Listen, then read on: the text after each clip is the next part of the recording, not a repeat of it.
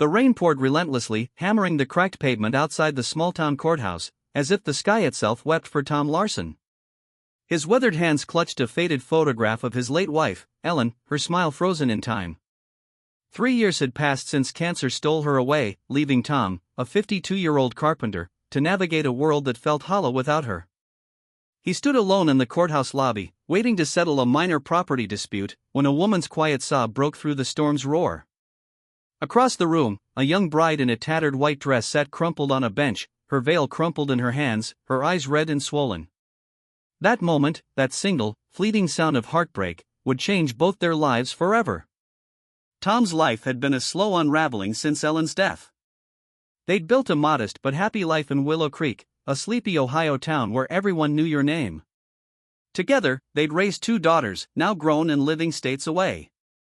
Ellen was the glue, the one who made their house a home with her laughter and endless plates of homemade apple pie.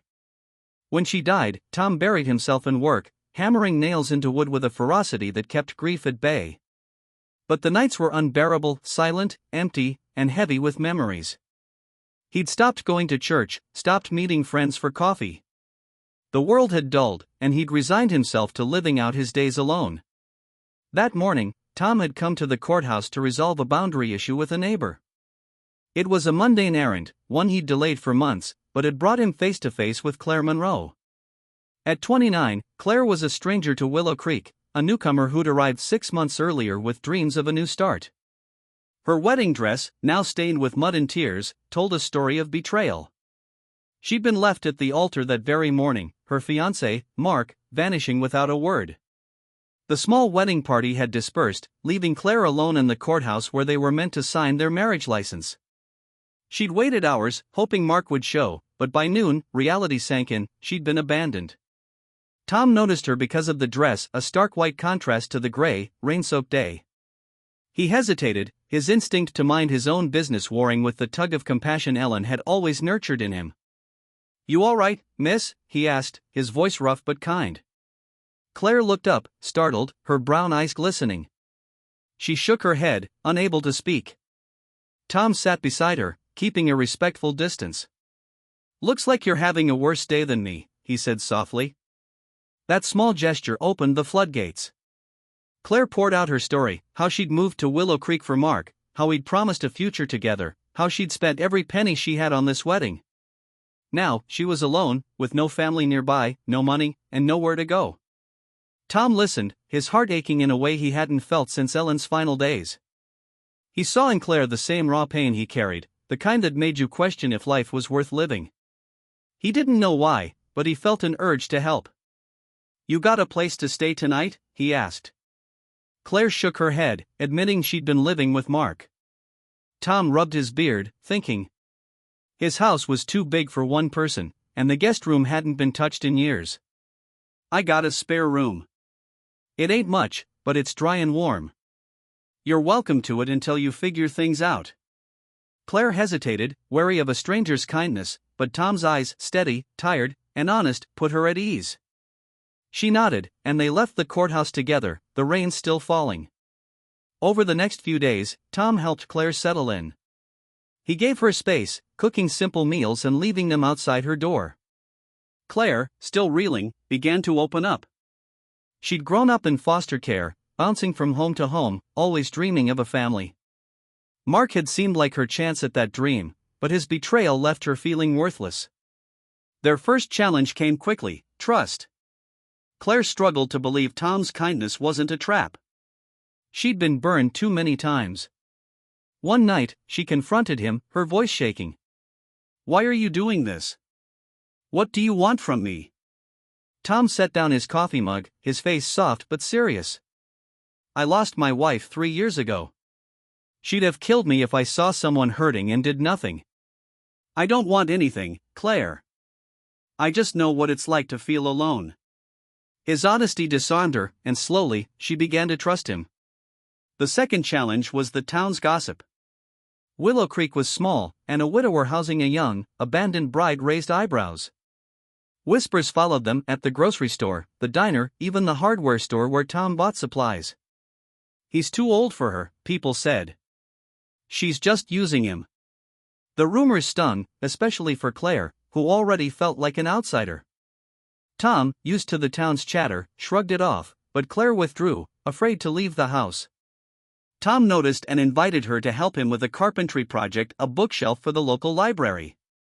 Working together, Claire found purpose, and the townsfolk began to see her as more than the runaway bride.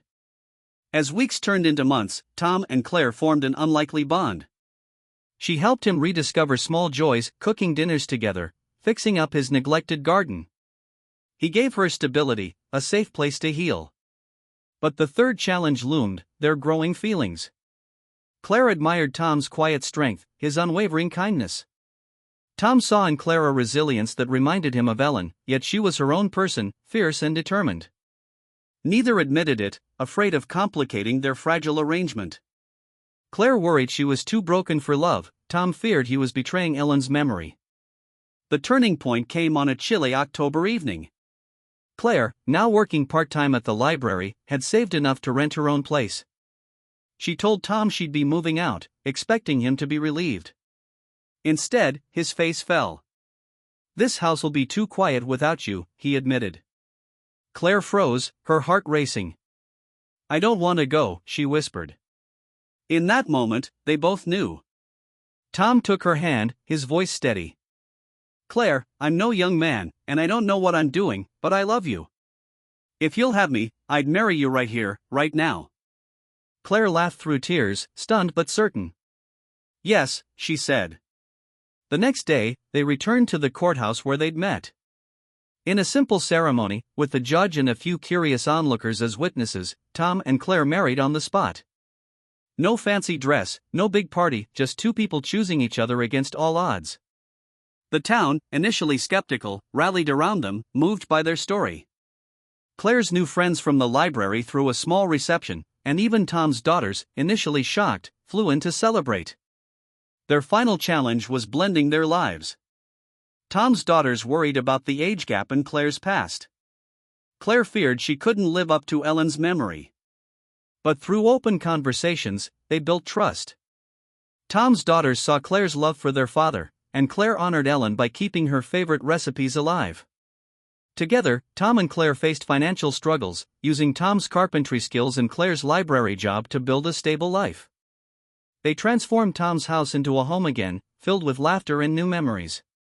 By the time their first anniversary arrived, Tom and Claire stood stronger than ever.